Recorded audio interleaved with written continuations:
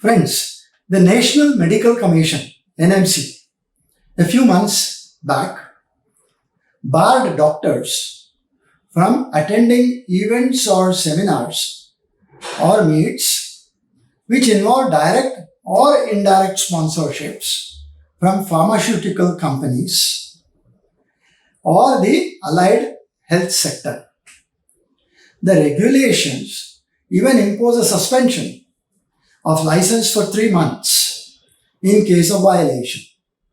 Section 35 of the new professional conduct regulations prevents doctors and their families from seeking consultancy fee or honorariums from pharmaceutical companies or representatives. While the intent of the regulation is good, how much of it is practicable?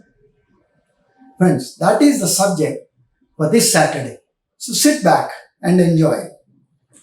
Pharma companies generally indulge in direct-to-consumer advertising, which we call as DTC. Use promotional material, sponsor medical education, give away free samples, engage doctors in speaker programs and consulting agreements, give away gifts, provide hospitality, fund research, lobby, advocate, offer patient assistance programs, provide patient support services, and collaborate with healthcare professionals. Some of them are good. The question, however, is how many of these practices are legitimate and contribute to the advancement of medical science? How many create conflicts of interest and undermine the objectivity of healthcare professionals and compromise patient welfare? That said, should the regulations have been more open-ended? Actually, the practice of pharmaceutical companies throwing parties or providing freebies to doctors falls within a grey area that is ethically questionable and potentially corrupt, depending on the context and the intentions behind such actions. Should the context not be evaluated then? Can a blanket ban serve the purpose? Corruption in the society has risen to systemic proportions. However, can something of it be ethical? Look at the case of transporting fresh vegetables. If the payment of an insignificant amount of money at the check post can speed up a border check on the perishable cargo in the truck or ship, is it unethical? I know I am getting into disputed thinking. The assumption is that without such facilitating payment, that truck or that ship may be detained for many hours or even days, causing the cargo to turn bad. It is a perishable good, which will result in large financial losses. While graft, cronyism, favoritism in procurement, shell companies, ghost employees, influence peddling, blackmail, extortion rackets, offshore accounts, phantom projects, and front companies can hit the roots of governments, and societies. The question is whether a little corruption is good if it gets things done easier. Is a complex ethical dilemma. Corruption is corruption. There is nothing like a little corruption. That's for the thinkers to debate.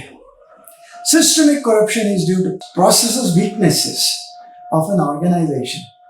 While systemic corruption includes conflicting, incentives, discretionary and monopolistic powers, lack of transparency, low pay structures, culture of impunity, what is of equal importance is moral corruption, that of lying, deception, cheating, plagiarism, exploitation, betrayal, discrimination, prejudice, cruelty, abuse, selfishness, indifference to suffering, and unethical business practices. What do we do about all this?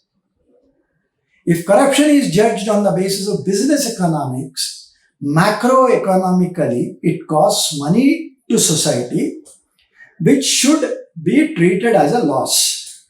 From a microeconomic point of view, for the bribing entrepreneur, it is profitable.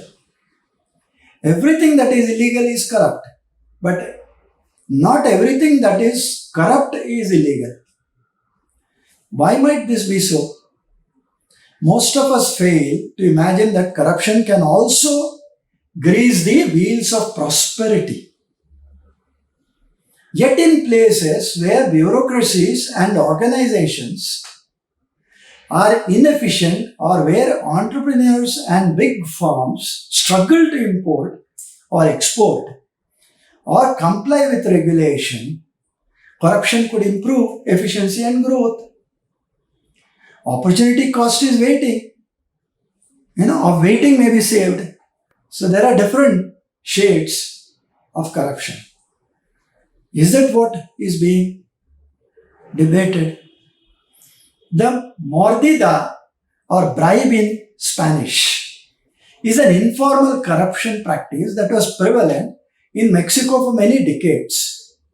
It involved citizens paying bribes to police officers and government officials to avoid fines, legal trouble, or inconveniences. While this practice was illegal, some argue that it provided a certain perceived benefit in the context of a complex bureaucracy and economic challenges. While it allowed quicker access to essential services such as medical care, education, and public utilities, it also aided their economic survival, and it helped maintain social harmony. Bribes avoided legal conflicts and helped prevent confrontations with authorities that could escalate into social unrest or conflicts. While all that may be true, it also entrenched corruption and promoted inequitable access. What happens to those people who cannot pay bribes and get these services still done, serviced? Friends, we live in an imperfect world, and a bit of controlled corruption can function as a lubricant to overcome some of our worst problems. Maxim Mironov of the Graduate School of Business, University of Chicago, infers in a study on corruption that uncontrolled corruption with other governance characteristics is positively related to a GDP growth in countries with poor infrastructures. Interestingly, the Global Coalition Against Corruption calls corruption bad business practice. It doesn't call it corruption. Is it not a moral judgment rather than economics based? Is corruption a moral judgment? Probably changing times. Do you agree? If you do or do not, write back to me. We shall discuss that in the next episode. And with that, let me end this Saturday's episode with a promise to be back the next Saturday. And until then, thank you, dhanyavad, and namaskar.